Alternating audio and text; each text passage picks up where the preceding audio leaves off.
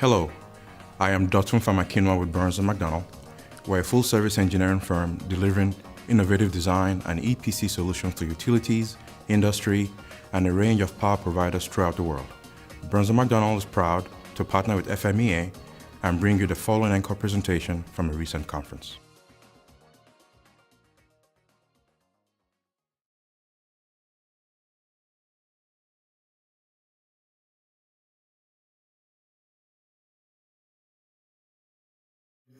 Alex Glenn is president of Duke Energy's utility operations in Florida. He is responsible for advancing the company's rate and regulatory initiatives and managing state and local regulatory and governmental relations, economic development, and community affairs.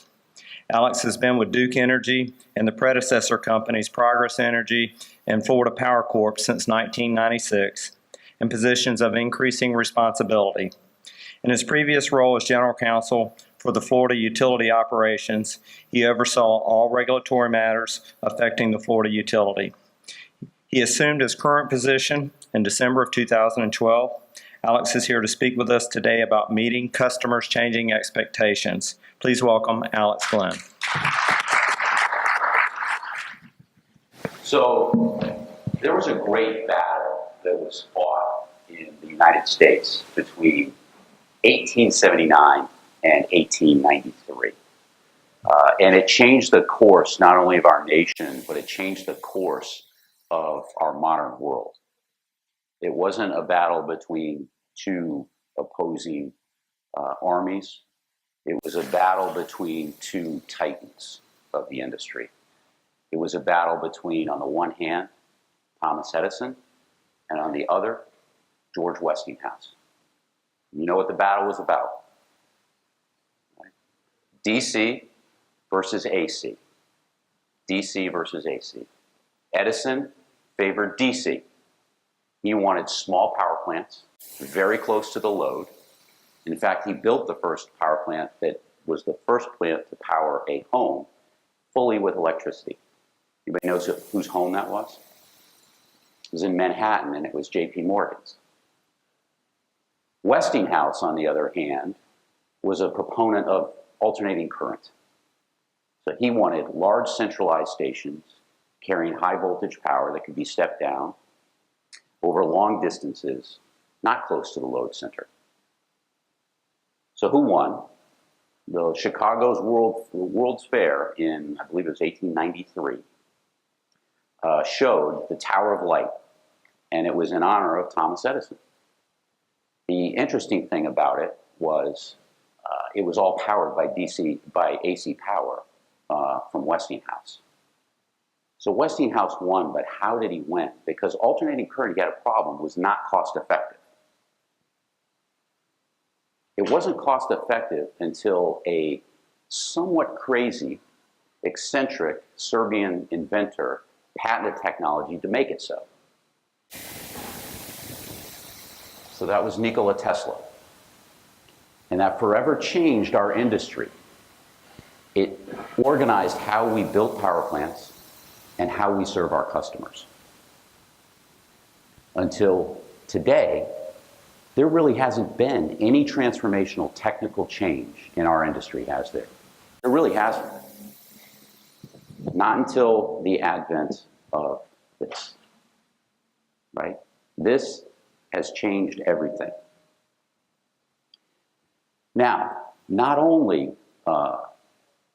is that changing the way we are going to serve our customers, the way they interact with us, it's going to drive overall loyalty of our customers to us. So there's another thing that's drastically changed in the last 50 years or so, and that's football. Football. So how many people, and you don't have to raise hands, but you know who you are. You're kind of baby boomers and maybe Gen Xers. So in the 60s and 70s, what were you to your dad? You were the remote control, right? My brother and I was I held the rabbit ears on the UHF, VHF. My brother turned the channel between channel 3 and channel 8. There were only basically 2 or 3 channels. So that's how we watched one game at a time. And then the 80s came about.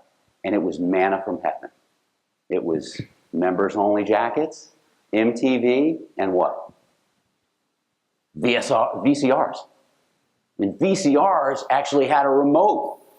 It was attached to a cord, right? And you had to change the tracking every now and then. But then you could tape record a game. And if your older brother didn't tell you the outcome of that, right? You can see how scarred I am. It was great. You could watch the second game you couldn't watch in prime time. Fast forward to today. For a price, the Dish Network, you can watch every single game in real time. Every single game, right? And with the NFL Network, what can you do? It's like football heaven. You can get up, and from 1 o'clock, they even have a countdown.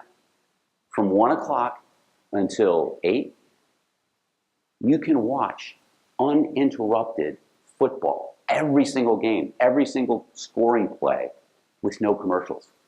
How great is that, right? For some of us. Well, what does that say about us and about our industry? That's what customers expect now.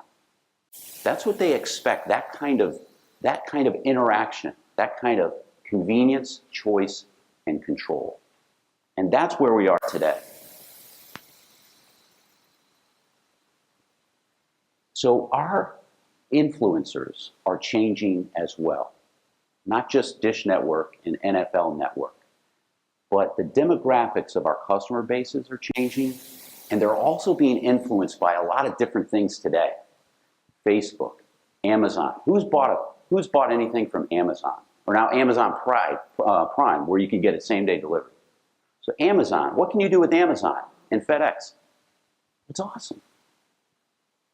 You can click on it, and it will tell you where your package is. Has it left the store? Has it left the distribution center? Is it on the truck? How close is it to your home? And then they send you a text saying the package is there, and were you satisfied with it? That's what my kids expect now from anything and everything. Facebook, Twitter. Twitter, I can order a pizza with an emoji now. I don't even know what an emoji is, but I can order it, right? So in the not too distant past, how did we at Duke Energy look at our customers? In probably a similar way that our industries looked at customers. We've looked at our customers in blocks, haven't we? We looked at them as a block of residential customers, a block of commercial customers, and a block of industrial customers. And it's one size fits all. You get one price, you get one product, that's it. Maybe there's a little flexibility. That has completely changed with customer expectations. Now, and through demographics and through research, what are we looking at? We're looking at customers as individuals, as individual businesses. We look at them and slice them and dice them in different ways. Not just on the size of the business, for example, on commercial customers, but what type of business are you in? Hospital is a very, very different type of business, very different load factor than is a grocery store, than is a McDonald's. And so we have to treat our customers much, much more differently. And technology is going to help us do that. So all of our customers are not the same, like residential customers. So if we look at this, this is just one way that we segment our customer base, and it's through generations. Those handsome young kids, those are my 3 sons. Okay, I've got a 17-year-old, a 19-year-old, and a 21-year-old. Okay, I've got very high car insurance rates, and I have a very high electric bill because each one of them, now 2 of them are out of the house, but take 30-minute hot showers during all times of the day. But they're interested in other things. They're interested in social responsibility. They get their information from where? Where do they get their news? They get it from Twitter. They get their news from Twitter or Stephen Colbert, right? Or John Oliver. That's the 3. So it's very different than that handsome young man who is a Gen Xer. I just want convenience. That's really what I want. Take care of it. I can go on the computer, I do it, get it done. I don't want to worry about it. Gen Xers. My brother, my older brother, who when I asked him for a picture, didn't give me his most up-to-date picture. He gave me one from his wedding, 25 years ago. Knucklehead, right? But I kid him because he's a baby boomer. But he just wants, time is money. I don't want to think about it. I don't really care about it. Just give me a bill and I'll be done with it. Then there's the pre-boomers. My dad. What do you think my dad is all about? Besides figuring out now his iPhone and that iPhones do have emojis, which he now emojis me on different things, he is interested in budget. He's budget conscious and discounts. He doesn't live in Duke service territory, thank God, because every momentary he'd be on the phone with me. Right? But they all want very different things. And we've got to provide that to them. Why do we have to provide it to them? Because we're in the middle of a competition right now, whether we like it or not. And who do we think is our competition? It's Google, it's Nest, it's Apple, it's Tesla, it's Mitsubishi Power Systems, it's General Electric. They're all competing for our customer. And so if we don't have a loyal, engaged, and enabled customer who likes us, who trusts us, what's our future look like? This is just one segment. There are many, many, many other segments that we look at from customers. That will generate customer satisfaction. The more information, the more convenience, control, and choice that we provide customers, the higher the satisfaction. And I'll show you the numbers. But that alone is not going to drive what you really need. And what we all really need is loyalty. Right? We want loyalty. Disney does it better than most other companies. And they do it with every single employee in their company. It's ingrained in their culture. It's a culture of building relationships with their customers. In this instance, these are two cast members, and they're helping an individual find their favorite character, which is Goofy. They don't just tell them where you can buy a Goofy doll. They walk them there. They say, we're going to make a parade and walk you there. And oh, by the way, did you know that Goofy is going to be at the parade at 4 o'clock? Why don't you come back? And they'll be there when the child comes back. Think about that experience. Think about that experience. That's Disney. That's just one culture. That's the kind of culture that we need to engender, that we're trying to engender in our alignment. Every single person in our back office accountant, right?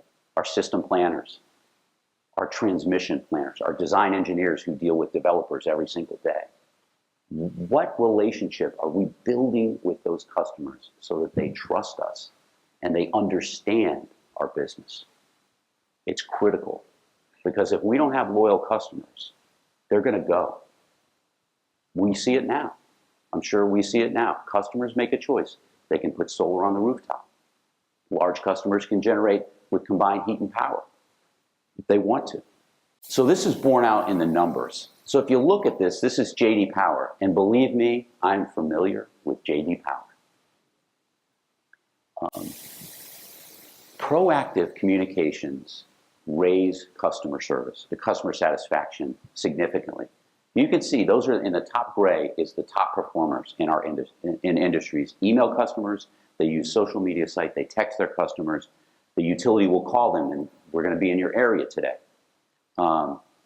So you will get top quartile performance if you're providing this type of service. That's a real big push of that kind of service. The really, really interesting thing is, look at this. You are in the bottom quartile if you didn't get any information from the utility. What's worse, if they called us, you get the worst ratings. How do most people report outages today? They pick up the phone and call us. Look at that. Because customers believe that we know when they're out of power. They think that, but we don't. We will in the future. We will pretty quickly when we deploy our AMI. But look at that. It's incredible. You are fourth quartile. You are the bottom if a customer calls you for an outage. The more outage that you provide customers, the better satisfaction you get. If you look at if you give customers, and what we do now with our linemen, and what we do with our employees, is we want them to provide 5 points to 6 points of information in every interaction on an outage with a customer. So right now we deliver proactive texts. We need to know the estimated time of restoration. What caused the outage? That's what people care about. When am I going to be back on so I know if I'm going out to dinner tonight or if I'm going to lose all the food in my fridge? The time the outage began, when the customer's en route, right? Those are the types of information that significantly drive customer satisfaction and credibility and trust, and ultimately loyalty. How many people have an iPhone? Show of hands. How many have Android technology? Losers, right. That was a judgment question, because anybody who raised their hand with an Android is, basically kind of, right? When you think about it, though, the Android phone, I used to have a Samsung. The Android phone has a much better camera than the iPhone does. It's got more versatility than an iPhone does, and it's generally cheaper. Android technology is a lot cheaper. So why, knuckleheads, are you buying iPhones? Why? They're cool. You like them. They're designed neat, and you're loyal. And maybe you're like me, and you're on the iTunes crack pipe, right? That you have to be with Apple, right? But that's loyalty. That's like, who drove I-4 today? Anybody drive I-4 yesterday, today to get here? Come on, everybody drove I-4, right? What do you see on the back of a lot of cars around Orlando? You see Mickey Mouse ears. You see a sticker of Mickey Mouse ears, right? Not like England or Germany or Switzerland, but one of those stickers with Mickey Mouse ears. Can you imagine if your customers put your logo on the back of their car because they liked you so much? That's loyalty. That's where we got to get to. Now, this is an incredibly busy slide. You're not going to be able to read it, and I can send it to you if you want it. The takeaway on this, I love this slide, though. It's really got great information. You know why? Look at the top left and the bottom right. The top left is a customer who was out 6 minutes to 30 minutes.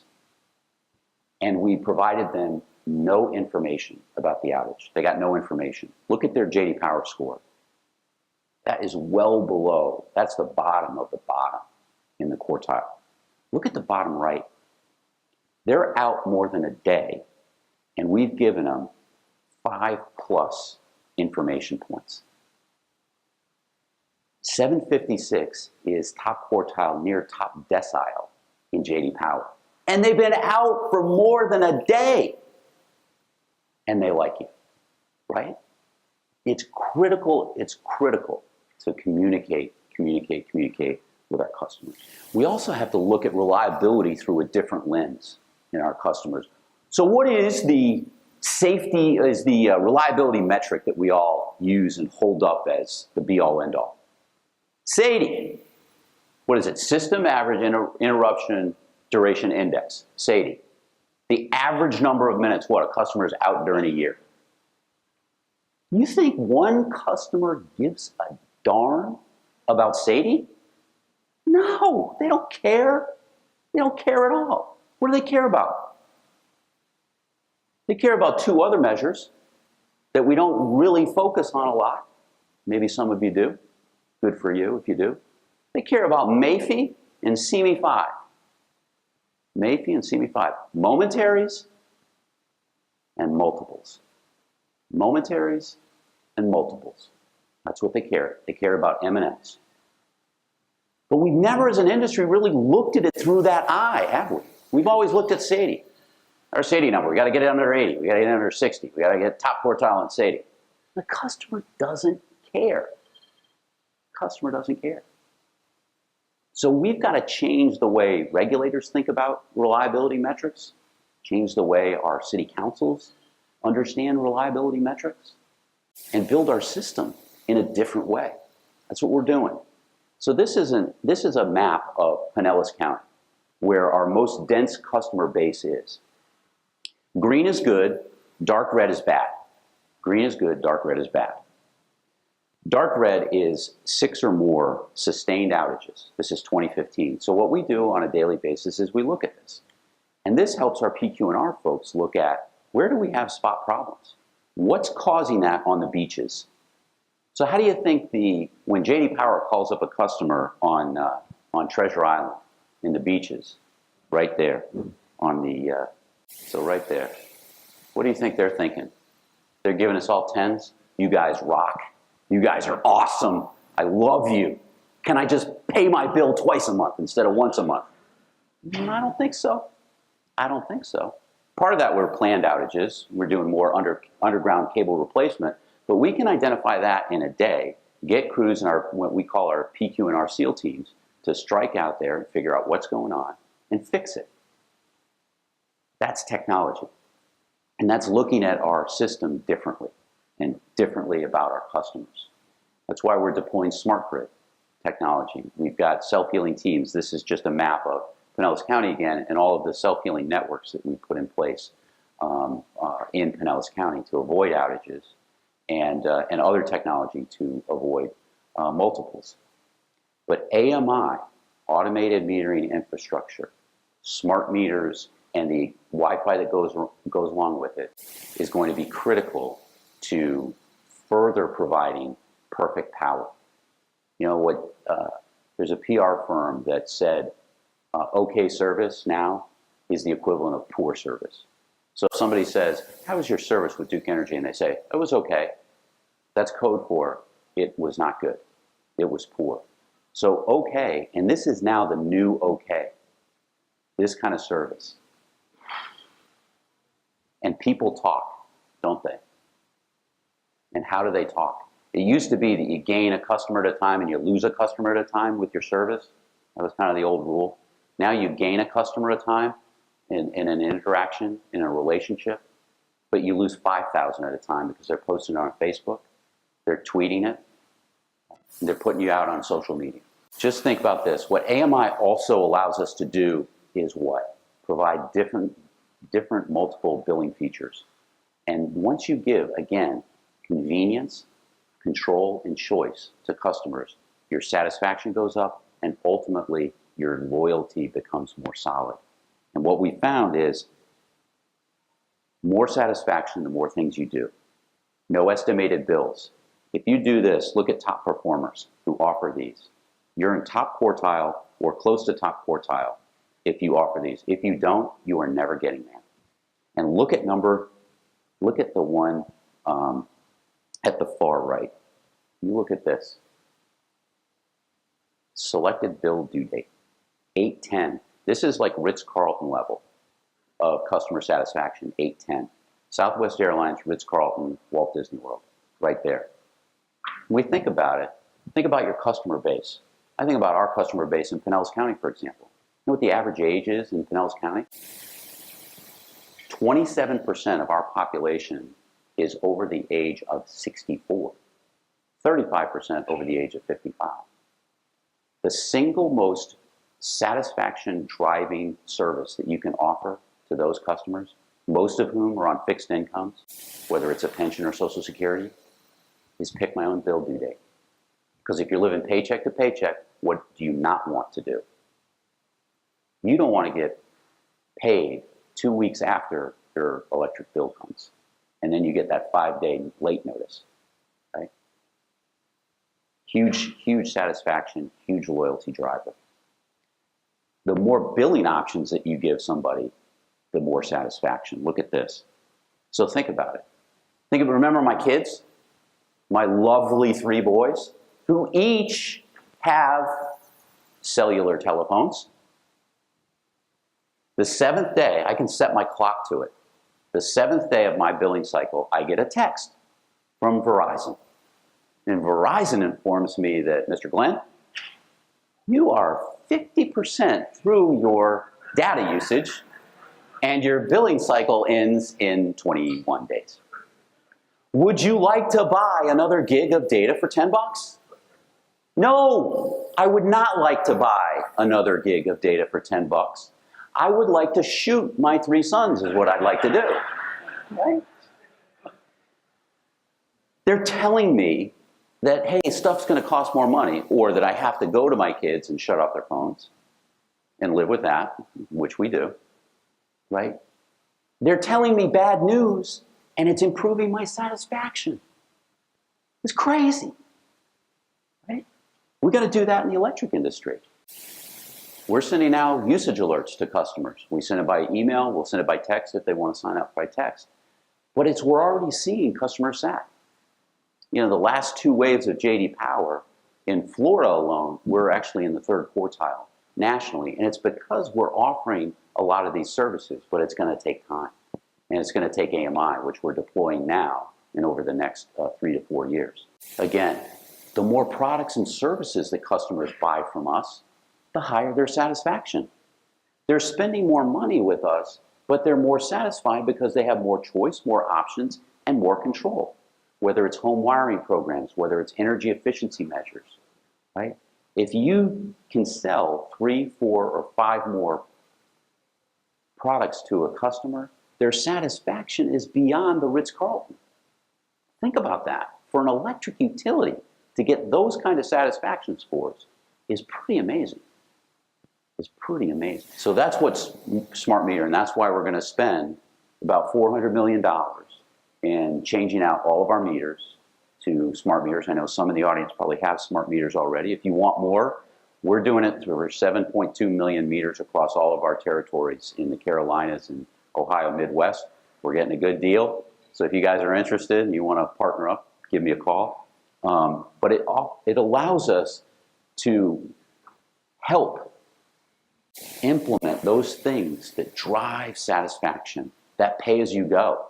That's another big driver. Choose your own bill due date, the annual bill estimator, and the smart meter usage app, which I'll show you in a second. So this is an actual screenshot of a colleague of mine who lives in North Carolina who's got an app. This is a third-party app. And this was a day when he looked at it, and he's got 3 kids. He's got 2 twins that are 6 years old now, and he's got a 8-year-old.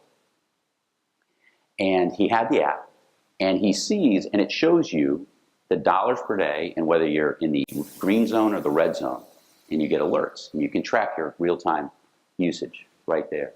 It peaked at like 11:30 in the morning. He was like, what is going on? So he called home, and he said to his wife who was home, what's going on? He goes, I've been doing laundry, 4 loads of laundry nonstop.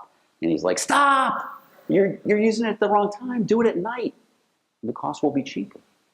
Right? This is now what our customers are expecting. Right? And we got to be there to deliver it to them. I don't want a third party to deliver that service to my customer. Do you? No. We should be doing that. Right? That's the expectation. That was the day, right there. You see it goes into the red, it tells you your usage is very high and it's very expensive. How's your load growth doing? How's load growth doing for everybody? Pretty good, right? 5% growing load growth. Volume's up 5, 6, 7%, right? Yeah, maybe flat, maybe 1%, right? Weather normalized. This is driving it. This is a complete culture change that's going on. And that load growth, that's permanent. That's not going anywhere. So when you think about it, if you can offer those types of services, products and services, which customers will pay money for, that's one of the ways you're going to grow your business. It's one of the ways we're going to grow our business in a flat to possibly even declining load. In Florida, we're fortunate as a state because we got customers moving into the state. A lot of other states aren't that fortunate. So smart meter also enables value. It also enables operationally. what we're going to be able to do, right? Reduce truck rolls, reduce charge-offs, reduce theft. Again, more revenues, better service on smart grid. And products and services. What we're finding across all customers, whether they're cities, whether they're universities, whether they're homeowners associations, they want more choices, particularly in outdoor lighting and other related solutions. So working with a couple of universities right now on how do we change out all of your existing outdoor lighting to LEDs. We've changed out 5 cities right now in LED lights. They use 40% less electricity than normal lights. But what we're finding is they want more. College campuses want security, so they want to be able to put a camera on. Our existing outdoor lighting doesn't provide that, but new products do. Okay? Again, larger customers who may ultimately want to leave your system, but these are new products and services that do what? It scratches their itch, it meets their strategic needs, and it builds trust, and it builds loyalty. So one of my favorite people, well, not really, is boxer and sometimes philosopher Mike Tyson. Mike Tyson, he was a great boxer. He was one time a great philosopher. He said one thing that really has stuck with me through my career, and also particularly now at the time period in our industry. He said, everybody's got a plan until I punch him in the face, right? Everybody's got a plan until I punch him in the face. Pretty true, pretty true. Edison had a plan, right? Till he got punched in the face. We had a plan. Our industry didn't change for 120 years. Not until June 29th, 2007, and we didn't see it then. June 29th, 2007. It's the first release of iPhone. So General Eric Shinseki, who was the chief of staff of the Army during the Second Gulf War, said something that resonated with me. And he said, after fighting Saddam Hussein and winning, the Army had to change overnight to fight a new foe that was much more fluid, much more amorphous, and it wasn't like a standing army. It was Al-Qaeda, and it would morph from one area to another. And he said, we had to change. He said, you know, if you don't like change, you're going to like irrelevance even less. And he's really right. So think about us. If we don't change, we've got a little bit of a glide path. We have technology, competition, complexity of change, the pace of which we have never seen before. It changes with the next version of an app. And we've got to embrace that and use that as an opportunity to change. And so as I look out at this audience and I see the intellectual capital, and I know many of you, the perseverance and the grit, I know that we are going to meet and exceed that challenge. It's a tall challenge. So thank you very much for having me here. I really appreciate it, and I'd be happy to take any questions that you may have.